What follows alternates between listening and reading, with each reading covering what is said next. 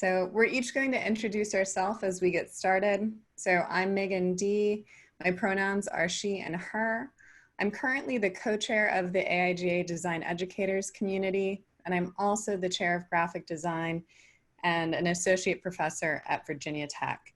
I focus a lot on typography, branding, and illustration, but also really enjoy interdisciplinary collaborations, immersive experiences, and working with others. So take it away, Helen. Hi, I'm Helen Armstrong. I pronounce she, her. I'm an associate professor of graphic design at North Carolina State University. My research focuses on design, machine learning, and disability. And I just want to say, I think the AIGA DC has done the most amazing job with this conference. And I'm so happy to be here. And thank you for all the hard work that I know is going on behind the scenes. All right, I'm Katie Krmarik. My pronouns are she, her. I'm an assistant professor of practice and the communication design coordinator at the University of Nebraska-Lincoln in the College of Journalism and Mass Communications. And my research has been about women in design history, as well as areas of technology. I'm working on a VR project for training to about diversity issues right now. And I'm just so honored to be on this roundtable with these two women. So our goal here today is to explore design practice, sponsored research, and other avenues for academics to continue their research in our present moment. So just to give you an idea of the structure of today's call, we're going to have about 20 minutes for this intro presentation, 15 minutes for our breakout rooms, and then we'll all come and report back and if there's any other questions, and have 5 minutes of closing remarks. We do have a hard stop at 3:30 EDT. Our goals are to learn from each other, connect, and hopefully have a good time, reflect, and take a step back. We know some of this research might not be for right now, but maybe you're starting to think about the future too.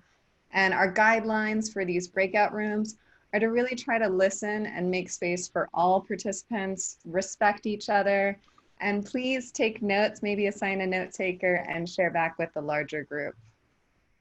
So I'll be talking a little bit about client work, how that might have shifted in 2020.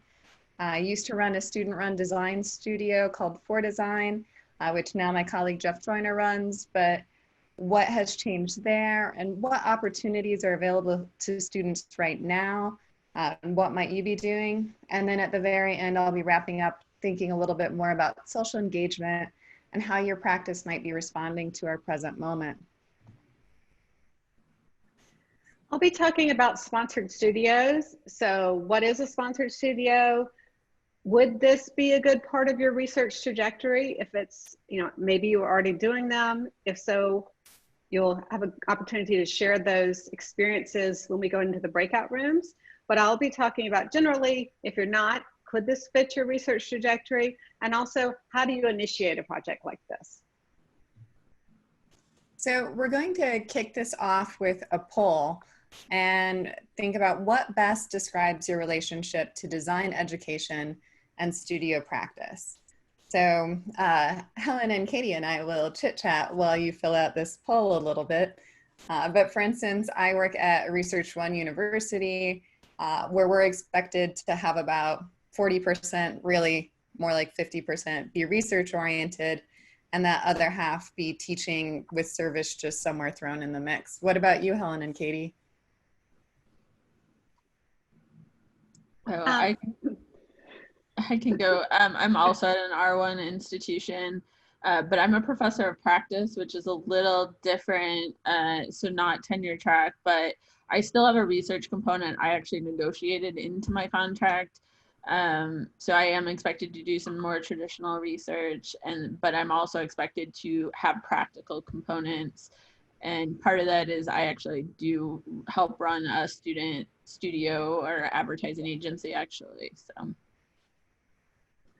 And I'm at an R1 as well. I have I'm expected to have a heavy research load, and then I teach as well. I have a 2-2 load teaching wise. Well, and it looks like we have, oops, I was going to say about 15 participants left taking it. So just a moment more chat. But we also want to welcome people who might not be educators, people who are maybe thinking about becoming educators, or maybe you're the education liaison for your local chapter, that sort of thing. Ooh, so it looks like we are sharing poll results, maybe? Okay, so is there a way we can capture that as well, Alberto? All right. So we'll come back to that. But I also wanted to start off today by taking a moment to acknowledge what's happening right now. The pandemic and the social movement, what happened in Beirut, and all of these extra responsibilities people are facing, and maybe personal crises that have nothing to do with what's going on in the world. So these are not normal times. So cut yourself some slack if you aren't consistently producing work in the ways you normally would, or if there's a T that you left on your slide that is accidentally going to appear on a lot of slides that I copied. So, so kicking off with talking about client work. So how has your client work and studio practice shifted in 2020? I'll be asking a lot of questions that we'll throw at you later, and we've also made a Google Doc to help guide the conversation if you don't know what to talk about in those breakout rooms. But just thinking about physical location, many of you aren't in your offices, so you might have more than one person working at home. How do you manage that space? How you're meeting with clients is probably more on Zoom and social distancing, but some of this actually has more opportunities. So for instance, my friend Carol in Italy has been getting clients in Virginia because it no longer matters where you're located when you're working with clients, because even the ones that I have in my neighborhood, I'm still meeting on Zoom. So then the impact of home life really can't be understated, but there's also some silver lining there in that we're getting to see the whole person. You realize that people have kids and lives, and maybe we're going to be more respectful of that as a culture. But also there's access issues, internet, power, equipment, and also what's happening with clients. Can your clients pay? Are you deciding to take on more pro bono work? I often tell my students and things, don't do work for free unless it's, you know, something you really care about, some great cause. But there might be times right now where it would make sense to do that. My colleague Patrick Fenley have reached out to some local restaurants and offered to help them with promotions to get their feet off the ground during this challenging time. So there's also urgent needs of clients right now. For instance, if you are a restaurant, you have to adapt to new ways of doing business, whether it's websites, products, delivery, that kind of thing. And you also might get some bored people who just have a little extra time. So maybe you're getting more client work. So when we're talking, think about what advice would you give to other designers? How are you balancing this with your teaching, not to mention everything else? And do your institutions recognize client work as research? And in what ways are you further disseminating or peer reviewing your client projects if this is counting as research? So as I said, I used to run a student-run design studio, and we have one at Virginia Tech still, run by Jeff Joyner. So what opportunities are still available to your students? How are you supporting their work and their remote research? So student-run studios are facing a lot of the same challenges that you know, working designers are facing, be that physical location, we're dealing with remote learning, clients are on Zoom, the impacts of the home life on students. They might be sharing their computer with a little sibling or a child. They also have those access issues.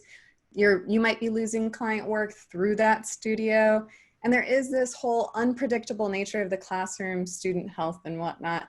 And you might have lost some class funding. That being said, these student-run studios, for instance, the one at VT, we do charge clients. So it can be a way for your school to bring in a little extra money. And when we're doing well, we'll also pay our students. So it can be a way to get some income for those students as well. What about other student jobs and internships? So I oversee our internship program here, and a lot of our students, their internships and jobs are canceled or moved online. So I'm trying to be more flexible with how that works, but also find resources for them share those. We have a Slack where we'll post all of the jobs, that kind of thing. But the impact on graduate assistants and teaching assistants might have impacted your research as well. Like if you were relying on them to conduct your research, what happens if you suddenly don't have that support? So we're also going to talk about some other funding sources. So sponsored research with Helen in a moment can be one path to getting a little bit more funding for some of those things that you need. So again, thinking about what ways has your student research been impacted, and has this affected your own work? So what alternative opportunities have you found or made for them? And this is our second and final poll. So what challenge is most greatly impacting your research during the pandemic? And during this poll, we will transition over to Helen. So what has been your biggest challenge, Helen? Honestly, it's been not having an office to go to away from my house. I have 2 kids, and just now it's, you know, 2 kids online, my partner working here, I'm working here. I threatened them with their lives during this presentation. Hopefully they won't run around in the background. But it's that I don't have any place I can go, and you know, I've resorted to going in my bedroom sometimes or the bathroom and locking the door so that no children will come and interrupt some important meeting. So it's been, for me, it's been all about the space. Yeah. No, and for me, I've really struggled with the amount of time this online teaching prep takes. I thought that it would take less time, but I got that sort of Zoom fatigue last semester. And in planning for this fall, like I found that it's just restructuring everything in a whole new way. So it's that time consumption for me. What about you, Katie? Yeah, I have the enviable that I have no one at home with me, so that part is nice. But I do find, I think, as Meaghan said, things are taking more time. Like teaching, I'm a coordinator, so I help with staffing other people, and that takes a lot of time. For my research, we were ready to film the VR, and then the entire campus shut down. Students couldn't be in the same room.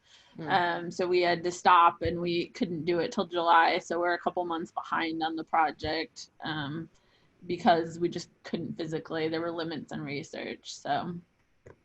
Yeah, and I know a lot of people who need to do user testing and things like that are struggling as well.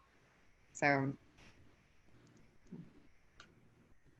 Okay, so I think we're getting our results back. Let's see. Oh, yeah, I think it was taking a moment to launch, perhaps. So thank you for still continuing. There was a little glitch, but it's going. Okay. Okay, so I'll give you a couple more minutes. It looks like it's going pretty quickly. Actually, I'll go ahead and start as that's finishing up, because it looks like it's finishing up pretty quickly. Okay, so I'm going to talk about sponsored studios. And this may be something you're interested in. It may not be something you're interested in. It's one option among many options for a research trajectory. Okay, so I'm going to start with what is a sponsored studio. So a sponsored studio is a research project in which a partner, it could be an industry partner, government, could be an academic partner, provides funding so that a studio might conduct research on a topic for a set number of weeks. And these projects, I will say, are just as much about the research, right, the methods, as they are the final prototypes. These projects should not be typical industry projects because, and I would say a lot of that is because there's money exchanged, right? This is not a way to get cheap labor out of students, or it should not be. These projects are rather, they're about a research problem or a problem space that interest the partner, the professor, fits the class learning objectives, which is obviously very important. So, and that takes a lot of back and forth with partners to define that, what that will be. These projects work really well in my experience with user experience, interface design, and emerging technologies, just because those spaces are very much not quite mapped out yet. There's a lot but other spaces as well.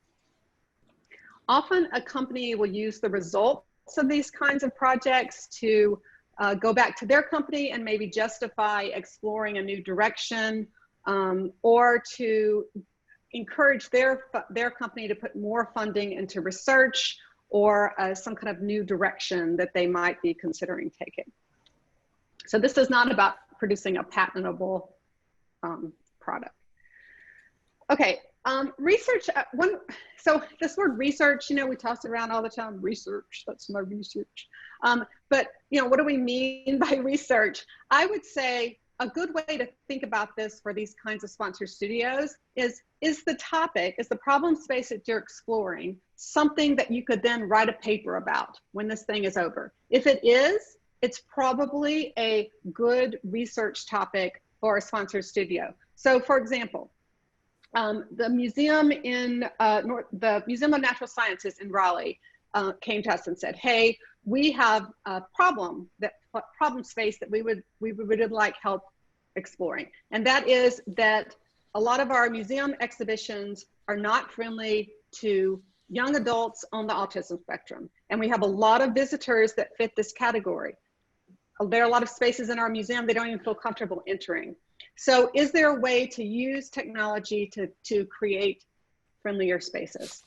And the example of the research question there might be something like, how might an assistive tool transform the central design exhibition at the museum into an autism-friendly experience? Types of papers I could have written based on this. I could have written a paper about a framework for designing for individuals with autism in museum spaces. I could have written a paper about the student findings around pain points for individuals with autism. I could have written a paper about best practices for designing for disability. Another example, I worked on a project in which a software company said, hey, we're interested in using conversational interface as a kind of bridge across all our software products.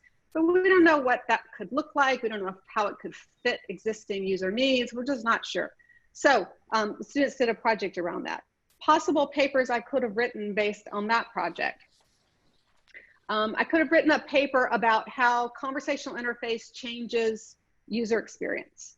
I could have written a paper about collaboration methods for working with data scientists to create user experiences that utilize natural language processing.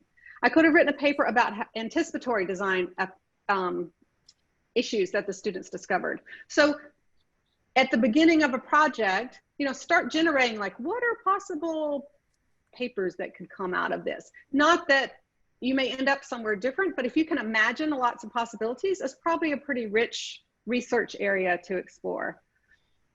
Okay, so nuts and bolts, the basic. These projects count as research at your institution if they are structured as official funded research. And you would go to the research and development office at your university. Some have them at the college level. Maybe you have to go to the university level. It depends on the size of your institution. But go to the research and development office that you have available and get their help structuring this project. It should be structured like a grant is structured, right? With a primary investigator. You, the faculty member, should definitely be the primary investigator.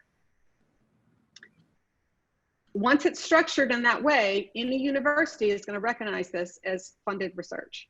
Okay, other just nuts and bolts here. These projects often, and one other little thing there, if your college is very unfamiliar with this kind of project, I would also meet with some professors from engineering, computer science. Those disciplines often do this type of funded research in the classroom, and they probably have some templates that you can use too and kind of help explaining to the research office what you're trying to do.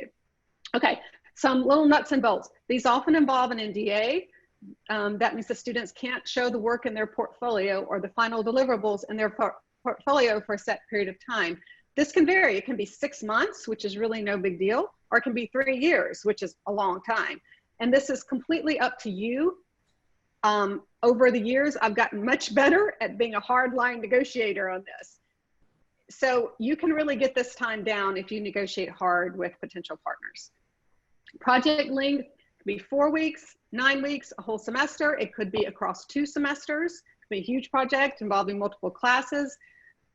Personally, I really like the 9-week, half a semester projects because they allow the students to do something fun for half the project and an industry project for the other half, because industry project is usually really intense and stressful. So it's a good for them mentally. Because money is being exchanged, your industry partners usually have really strong engagement, and the terms of those engagement are up to you as a faculty member. So that, again, that's a negotiation process. Money, each university handles the money differently. All universities are going to take a big chunk off the top for overhead, et cetera. That's just part of the funded research process. But then what happens to the rest of it is going to be different from institution to institution. It may all go to your college. It might be split between your college and department. It might be your college gets part of it, your department gets part of it, and the faculty member may get a piece of it too to be used for research. So for example, I get a small piece of it and I can use that for travel. So that's how I fund travel, because we don't get travel funding. So yeah, so there are different ways. Again, it's going to depend on the institution.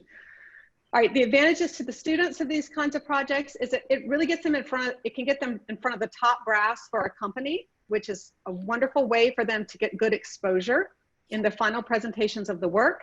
It's good for the companies because they can use it as a recruitment tool.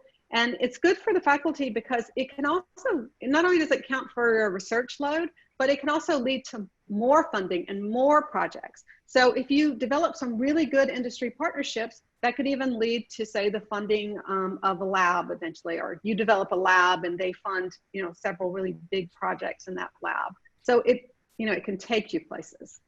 Okay. How can you initiate these kinds of projects? So one good approach is to go to students and alums that are working at companies and organizations now that you think could be potential partners, and have them float this idea around their company and see if anyone is interested. This is one of those sort of pandemic opportunities maybe, right? Because all the companies are working virtually right now, and it's easier to access those alums by Zoom, and it's easier for the companies to be involved in a project like this because they're already virtual, there's no travel involved. So there is some, this is a good time to be thinking about that kind of thing. You can also approach campus institution, incubators, or labs about partnering on a project. And if you approach one of them, maybe this is the kind of thing that the first one you do for free, just to get some experience in how to structure the project. And so you have some examples to sort of show other potential partners. Maybe not, maybe you jump into funding, you find a good campus partner. Another great thing to do is to give free industry workshops. Again, everybody's online right now. All these companies are looking for development for all their employees that are online. So free design thinking workshops, or maybe it's a workshop around a research interest that you have, like accessibility, cultural bias, whatever. And that's particularly great because then you are showing people what you're interested in. And if it clicks with something, some kind of research question or problem space that their company is grappling with, then they're going to know they can reach out to you. So it gives them a better sense of the possibilities of what your students, the type of research your students could do. Another way to go into it, just create your own project for your students that really delves into some research area that you are interested in that would obviously benefit them as well. And then just invite an industry partner that you kind of pegged as, they would be good for a potential project. Invite them just to come in and do some critiques and lectures, rather than the full sponsor studio thing. And that's a good way to demonstrate, hey, this is the kind of research my students are capable of. This is the kind of work that we can do. And the last thing I would say is, this is a great time to go to research networking opportunities on campus virtually. Those things can be very intimidating, at least to me, very intimidating, some of these research networking events. But in a virtual space, it's way less intimidating. You can squeeze it into your schedule more easily. You can jump in, jump out. So this is a really good time to, to try to attend as many of those as you can and start connecting with people. Can we go back one slide, just 1 second? At the bottom, I have a URL.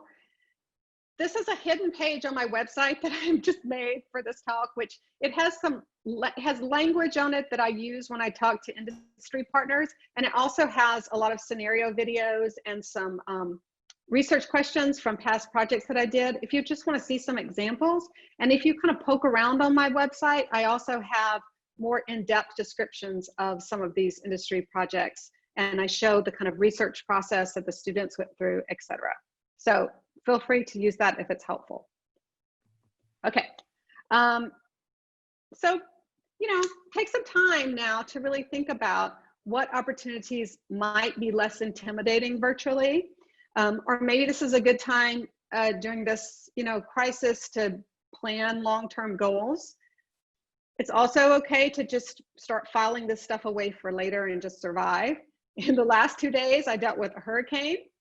My kiddo with disabilities got a crown, which was a major crisis. And my other daughter had like a medical issue as well in the space of 3 days. So, and that's our lives right now. And we're about to hit online school for kids. So I also realized that maybe this is not the time to take on some big new project, but maybe it's the time to just start taking notes, nothing that you have to act on now, but just kind of squirrel away a few notes and ideas to act on when you do have the time and space to move forward with them. Okay, breakout rooms. So we're going to break out into rooms now, and this is a time for you to discuss with your peers your research, client work, sponsored work, how it shifted, where you hope it can go. Take some time to share ideas with others, get advice, share horror stories if you want to. It's a good time to reach out, and this is a nice medium for us to be able to talk to a lot of people at once. And we'll also post in here, so I think we'll take about 12 minutes. I know we said 15 to make sure we stay on track. But they'll be dividing you into rooms of about 5 or 6. And here in the chat, I'll post that link to just some ideas for discussion. So really, this is about learning from each other on research, sharing ideas. I'm super curious because, we have folks coming from University of Kuwait and from St. Martin's in London and just people from all around the world. So I'm just interested in hearing their perspective about a lot of the topics are very much North American, US based or focused. So it's great to hear all these other perspectives. Hey, David. That's also a great note to us to open up what we talk about, right? Yeah. In the future. Okay, we're all back. Well, I think I just caught the tail end of what David was saying too, but I've heard from several people in the mixers from all around the world saying too that they might not have been able to participate in this conversation had it been a live event. So it's nice too to have that accessibility and also to be making connections in that way. It's nice to have all the recordings too. I really appreciate that because, our schedules are crazy. It's really nice to be able to look back at them later. Yeah, I think there's going to be a lot of 2 to 4 a.m. viewing of these kinds of things when we really need it, when we hit about mid-semester. So I was actually listening to Lisa's recorded panel on a long walk earlier today. So also makes for good outdoor walk accompaniment. I want to second that. I want to second that. I think that is such an important point that we'd be able to actually get a break and go outside and listen to some of these. Yeah, that's been my recharge is fresh air if you can get it. So yeah, I also live in the middle of nowhere. I listened to what I missed yesterday, just working in my garden, and I thought this is a good thing to be doing, listening to colleagues speak intelligently about these issues while I'm trying to have 101 Texas degree heat not kill some of my precious fauna. Flora.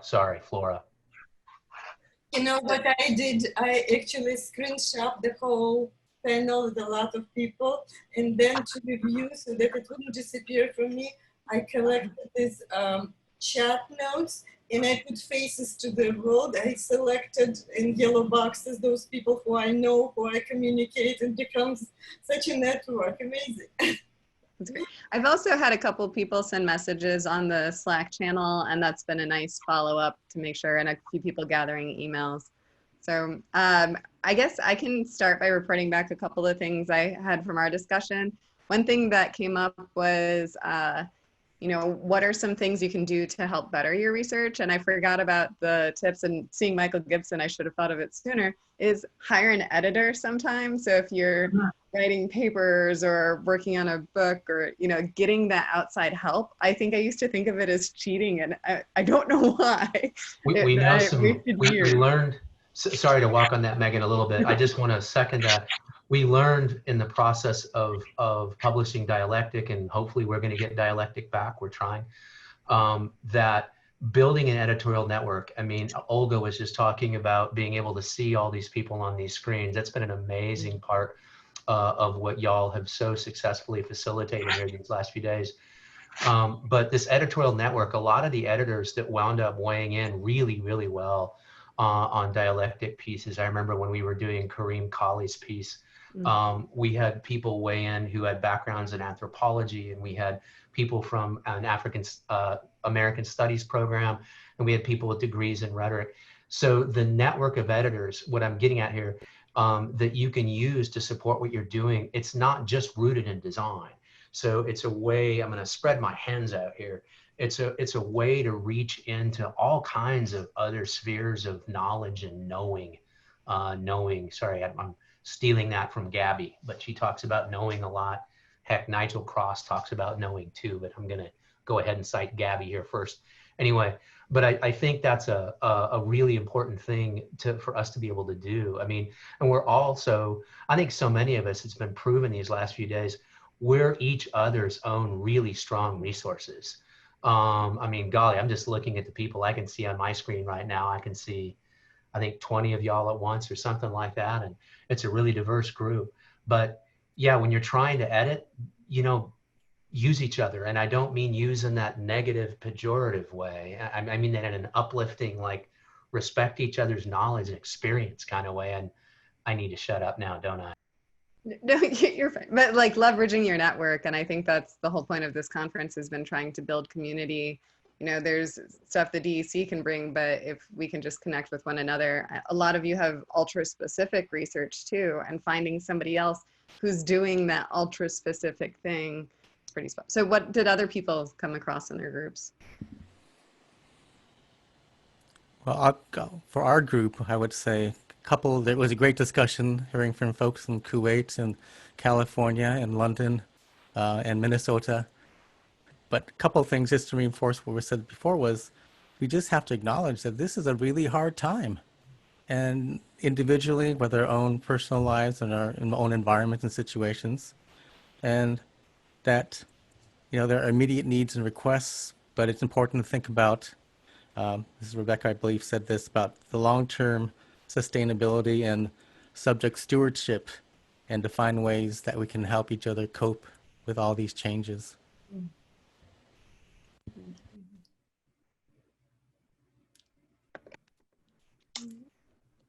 Hi, I was in a group with Helen and Katie, along with Chunluk Ma and Michael McDermott, and I'm Hyla. One person is pretty new to teaching and really entered the profession because they really felt strongly about teaching, and we shared some ideas about how to start getting engaged in a research practice, including involving students in research. And then Ma is coming from software engineering to design education and is excited to take of some of those production models into teaching and working with students. And anyone else in my group, feel free to jump in. That's the annotated version. Oh, that was awesome. That's great. I just wanted to share, I think this whole session has reminded me that collaborating with faculty on my campus that I personally know already, or collaborating with faculty from this group, it's really important for us to continue to work together.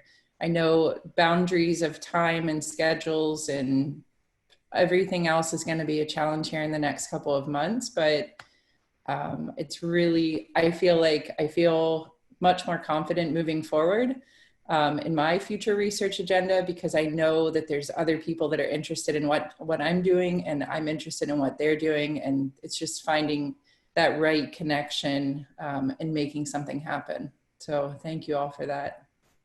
Yeah, thank you, Ryan. I feel like one of the things I've missed the most with what's going on with the pandemic is serendipitous opportunities. So I share a building in normal times with the theater department. And so I met this woman because her office is on the way to the bathroom. So occasionally we would talk. And one day she asked me if I had interest in doing anything with typographic projection. And I said, heck yes. So we did a whole thing on Shakespeare with actors and sound artists, and it was great. But like now we have to sort of make our own serendipity. So finding things like this, connecting with people, getting those ideas. And as Helen said too, maybe it's planting seeds that we come back to later. Maybe it's not right now. Maybe we have what we can handle, but thinking down the line, you know, this isn't going to last forever. One thing Lisa. I'd like to mention, I posted on the chat a link to Cure, and it's something I discovered this year that I'm kind of excited about. And it's those of you that are interested in STEAM and combining tech and engineering and just disparate fields with design. So it's introducing to undergraduates real scientific method, inquiry, research, and we're very much into that with UX, but this is even a step further. So Cure sponsors schools all over the country. Carnegie Mellon, some others are a big part of it. And they came to our campus and we had some training on it, and I designed a course to introduce this into like our design. They want it early, so like design 1. And so I'm going to teach that this fall. So if you're interested in undergraduate research, it might be a neat way to whatever, like you were just saying, theater and arts, or in this case, I'm doing engineering and arts, to bring them into the undergraduate mindset.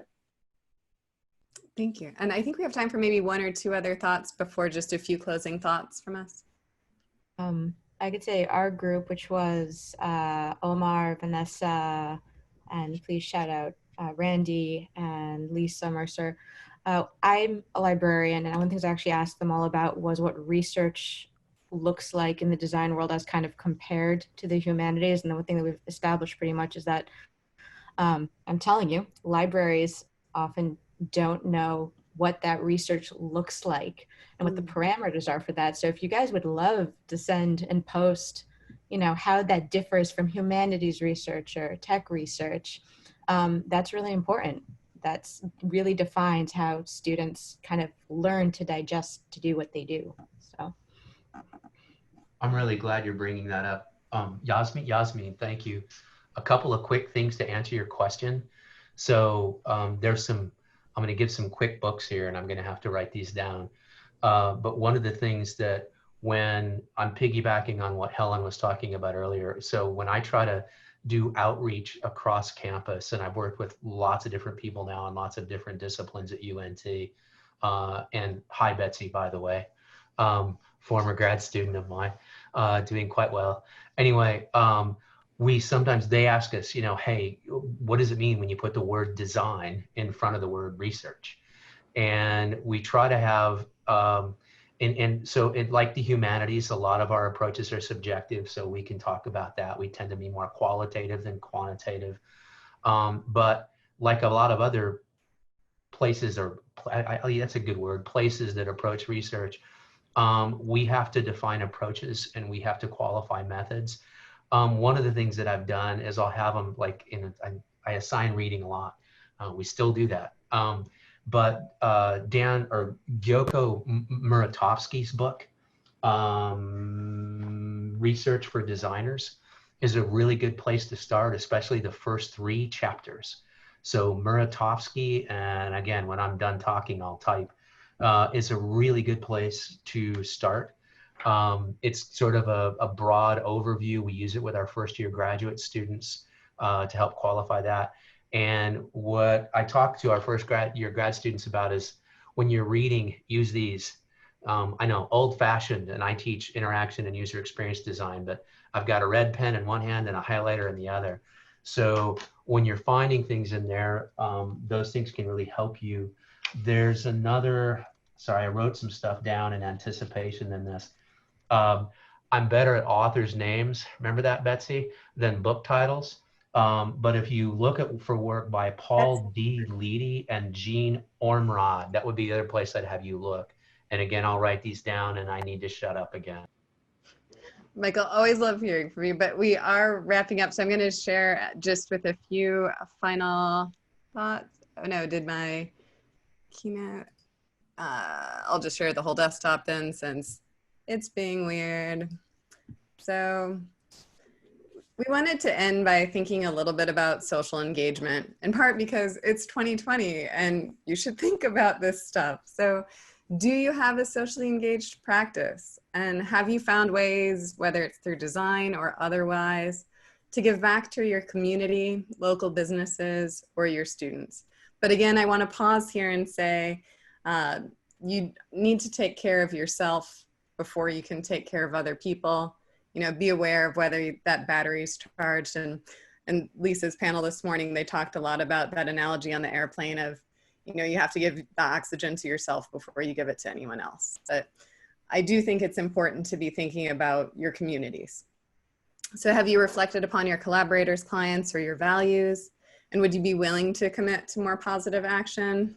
So Ann Berry and Panina Achayo Laker, in collaboration with the design educators community, Kelly Walters, Rebecca Tuckmeyer, has been working on this Value of Design Education Pledge, which is longer than this, but I just wanted to introduce it right now as some food for thought, or reach out to them if it's something you'd be willing to do. But think about who educators are responsible to: society, their students, your community, and think about what you can do for that. So as society, designer educators must be anti-racist and challenge those existing social structures. What can you do about that? Be engaged, read and listen, contribute to the current dialogue like you all are now. Actively educate yourselves about systems of oppression. Or with individual students, you might be thinking now about student life experiences because of COVID.